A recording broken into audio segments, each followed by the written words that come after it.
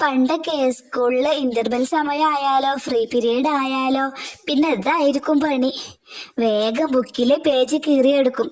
പിന്നെ ഇതുപോലെ ഓരോ വട്ടങ്ങൾ ഇട്ട് കറുപ്പിച്ച് ഇതുപോലെ വെട്ടിയെടുക്കും. ഇങ്ങനെ കൂടുതൽ പോയിന്റ് കിട്ടുന്ന ആള് വിജയിക്കും. എങ്ങാനും വിജയിച്ച പിന്നെ എന്താ ഒരു അഭിമാനം.